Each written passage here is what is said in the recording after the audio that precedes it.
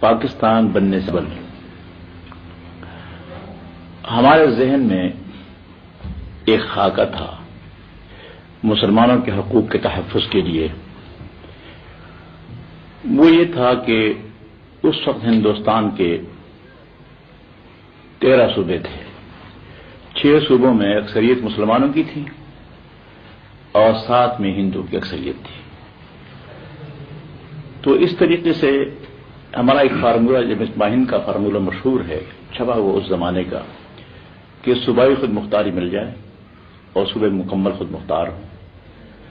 صرف 3 محکمے مثلا ڈیفنس ہے یا مواصلات ہے اور فارن افیئرز یہ جو ہے مرکز کے ساتھ ہوں اور باقی صوبے خود مختار ہوں. اس کے ساتھ ساتھ مرکزی پارلیمنٹ میں تناسب نمائندگی کا اس طرح ہو کہ مسلمان قوم اور ہندو یہ دونوں اکثریتی اقوام شمار ہوں گی اور ان کا تناسب جو ہے وہ 45% پارلیمنٹ میں ہوگا اور باقی 10% وہ دوسری اقلیتیں ہوں گی. تو اس طریقے سے خیال یہ تھا کہ ہندوستان ایک بھی رہے گا اور مرکزی پارلیمنٹ میں جو حقوق کے ضائع ہونے کا خطرہ تھا وہ بھی ٹل جائے گا اور صوبوں کی خود مختاری سے باقی مسلمانوں کے مسائل جو ہیں وہ بھی حل ہو جائیں گے. اور یہ تجویزیں جو ہیں بہرحال اس وقت ذہن میں ابھرتی تھیں. چنانچہ ایسا بھی ہوا کہ جب شملہ کانفرنس میں وہ ایک وفد آیا تھا لارڈ پیتھک لارنس کا سر اسٹیفورڈ کرپس وغیرہ کا تو ان سے جو فیصلہ ہوا تھا تو اس میں یہ تھا گروپ بنائے گئے تھے اے اور بی اور سی لیکن پورے ہندوستان کو ایک رکھنے کا منصوبہ تھا اس وقت. اس کو مسلم لیگ نے بھی تسلیم کر لیا تھا اور کانگریس نے بھی تسلیم کر لیا تھا. غرض یہ ہے کہ مسلمانوں کے حقوق کے تحفظ کے لیے ہمارا بھی فارمولہ تھا اس وقت. یہ نہیں کہ ہم مسلمانوں کے حقوق کے تحفظ سے غافل تھے یا ہندو کے مظالم یا ان کی زیادتیاں جو ہو رہی تھی اس سے ہم مطمئن تھے. ایسی کوئی بات نہیں تھی. ہم بھی اس کا خیال کر رہے تھے لیکن ہمارا ذہن دیکھا کا اور تھا. جی اس کے بعد جب پاکستان کے لیے فیصلہ دے دیا اور پاکستان بن گیا تو پاکستان بن جانے کے بعد ایک قطعی فیصلہ تھا مسلمانوں کا اور جیسے کہ جمہوری اصول یہ ہیں کہ میجارٹی کا فیصلہ جو ہے وہ لازماً تسلیم کرنا پڑتا ہے تو ہم نے فیصلہ تسلیم کیا اور پاکستان بن جانے کے بعد سب سے پہلے ہماری جماعت نے اعلان کیا کہ اب ہم اس کے بعد پاکستان کو تسلیم کرتے ہیں اور پاکستان کے استحکام کے لیے اس کی ترقی و بقا کے لیے اس کے نظریے کے لیے ہم جان توڑ کوشش کریں گے. اور اس طریقے سے یعنی مرکزی جمعیت علماء ہند کی طرف سے بھی ہمارے پاس یہ خطوط آئے اور انہوں نے کہا کہ آپ اپنی ثابت پر کام کریں اور یہ کہا کہ اب پاکستان بن چکا ہے اب نہ ہم نے اس سے اختلاف کرنا ہے اور نہ تم نے اختلاف کرنا ہے. وہاں سے بھی ہدایت تھی. چنانچہ ہم نے پاکستانی کی حیثیت سے چونکہ ہماری پیدائش یہاں کی تھی ہم تو یہاں کے تھے اپنے ملک کی آزادی کے لیے کوشش کر رہے تھے تو ہمارا ملک تو یہی تھا جہاں ہم پیدا ہوئے تھے تو اسے لازم بقا و سالمیت کے لیے اور اسلامی نظریہ حیات کے لیے جو بنیاد ہے پاکستان بنانے کی اس کی حمایت کی اور 31 سال سے اس پر ہم گامزن رہے ہیں اور ہم نے جو خدمت ہم سے ہو سکی وہ حقیقی خدمات پاکستان کے لیے پیش کی. مولانا اسی سلسلے میں میرے ذہن میں ایک سوال پیدا ہوتا ہے کہ پاکستان اسلام کے نام پر بنا اور آپ نے بھی اسلام کی اس وقت خدمت کر رہے ہیں. سوال یہ پیدا ہوتا ہے کہ اس پاکستان میں نظام اسلام کا معاشی نظام کیسے نافذ کیا جاتا ہے؟ اول تو وہ ہے کیا اور پھر یہ کہ اس کے کیا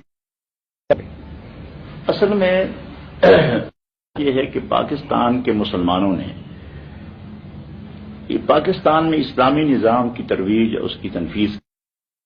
کوئی خاص توجہ نہیں تھی اور پتہ نہیں کہ اس میں رکاوٹ کون تھے. یہ ہے کہ جو لوگ مغربی تہذیب سے متاثر تھے اور ان کا ہولڈ ہے پاکستان پر پورا مکمل سیاسی اثر اور رسوخ انہی کا ہے مغربی تہذیب سے اتنے مرعوب ہیں کہ اسلام کی طرف جانے ان کے قدم جو ہے آگے بڑھ نہیں رہے. چنانچہ اسلام کا معاشی نظام اگر نافذ ہو جاتا سب سے پہلی چیز یہ ہے کہ بغیر سود کے بینکاری کا نظام جو ہے یہ اسلامی ایک نظام ہے اب اس وقت نہیں، بہت کافی زمانے پہلے بہت سے ملکوں میں ایسے بینک قائم کیے گئے ہیں کہ بغیر سود کے چل رہے ہیں اور اسلامی اصول کے مطابق چل رہے ہیں۔ یہ نظام جو ہے ایک دفعہ ایسا بھی، ہم سن 64 میں مصر میں قاہرہ میں ایک مؤتمر میں میں شریک تھا خود، اس میں اسی اسلامی بینکاری کا مسئلہ جو ہے وہ زیر بحث اور ایک مکمل بینک کا نظام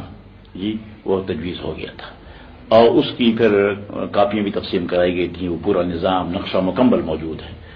تو اگر ایک نظام جو ہے ایسا جی بینکاری کا بغیر سود کے نافذ ہو جاتا تو اس سے بہت سے لوگوں کو بڑے فوائد اور اس کے برکات ہوتی۔ اس کے علاوہ میں یہ بھی عرض کر دوں کہ اسلام میں معاشی مشکل پیش آتی ہی نہیں بنیادی طور پر۔ وہ یہ ہے کہ اسلام میں اسلام میں عشر ہے، عشر اور زکوٰۃ کے سوا باقی بھی حقوق ہیں، ہمسائے کے حقوق۔ چنانچہ حدیث میں آتا ہے من کان منکم یؤمن باللہ والیوم الآخر فلیحسن الی جارہ، کہ تم میں سے ایک جو آخرت پر اور اللہ پر ایمان رکھتا ہے وہ اپنے ہمسائے کے ساتھ احسان کرے۔ ایک حدیث میں آتا ہے نبی کریم علیہ الصلوۃ والسلام نے فرمایا لیس المؤمن الذی یبیت شبعان وجارہ فی جنبہ جائع، کہ وہ شخص مومن نہیں ہے کہ خود اپنا پیٹ بھر کر سو جائے اور اس کا ہمسایہ بھوکے میں سویا ہوا ہو بھوکا، وہ مومن نہیں ہے۔ چنانچہ صحابہ کرام نے اس کی نظیر ہمیشہ پیش کی، مثالیں موجود ہیں اور قرآن کریم میں صحابہ کرام کی صفت یہ آئی ہے انفسہم ولو کان بہم خصاصہ، کہ وہ اپنے اوپر ترجیح دوسروں کو دیتے ہیں اگرچہ خود بھوکے ہوتے ہیں۔ اگر مسلمانوں کے اتنے بلند اخلاق ہوں جی کہ ایک شخص اپنے منہ سے نوالا نکال کر دوسرے کے منہ میں ڈالتا ہے اگر، اور کسی شخص سے دوسرے کی بیمائگی خستگی دیکھتی، اور مسلمان میں اتنا تعلق ہے، اخوت اور برادری کا تعلق ہے کہ وہ ایک دوسرے پر جان دیتے ہیں، تو پھر یہ اونچ نیچ کا مسئلہ ختم ہو جاتا ہے اور یہ معاشی کوئی مسئلہ ہمارے ملک پیدا نہیں ہوگا۔ ایک آدمی اگر کچھ اس کے پاس ہے وہ دوسرے کو کھلائے تو 50% سے زیادہ مسئلہ جو ہے ہمارا معاشی اخلاق کی بلندی سے، اسلامی اصول پر عمل کرنے سے حل ہو جاتا ہے۔ میں آپ سے یہ دریافت کرنا چاہوں گا کہ کیا اسلامی معاشی نظام میں صرف بلا سود بینکاری کافی ہے یا ربا کی اور وہ زیادہ ظلم کی شکل میں موجود ہیں اور عام آدمی کو زیادہ پریشان کرتی ہیں، تو ان کو کیسے دور کیا جا سکتا ہے؟ اور دوسرے یہ کہ ریاست پر بھی تو کچھ حقوق عائد ہوتے ہیں معاش کے سلسلے میں، مثلا افراد کے روزگار کا حق ایسا کہ اگر کوئی بے روزگار ہو تو وہ اسٹیٹ سے عدالت کے ذریعے سے وہ حاصل کر سکے، لازمی ہو اس کے لیے، یہ بھی کچھ صورت ہے۔ تو یہ کس طرح سے یہ صورتحال یہ ہے کہ اسلامی حکومت کی ہوتی ہے، حکومت کی ذمہ داری ہوتی ہے کہ کوئی شخص ملک میں بھوکا نہ رہے، اس کو زندگی ضروریات مہیا کی جائے، یہ حکومت کی ذمہ داری ہے۔ چنانچہ آپ کو معلوم ہے کہ تاریخی واقعات ہیں کہ حضرت عمر فاروق رضی اللہ تعالیٰ نے اپنے دور خلافت میں آٹے کی بوری بیت المال سے اٹھا کر گھروں تک خود پہنچائی ہے، اور آپ نے فرمایا ایک مرتبہ کہ لو مات الکلب جوعا علی شط الفرات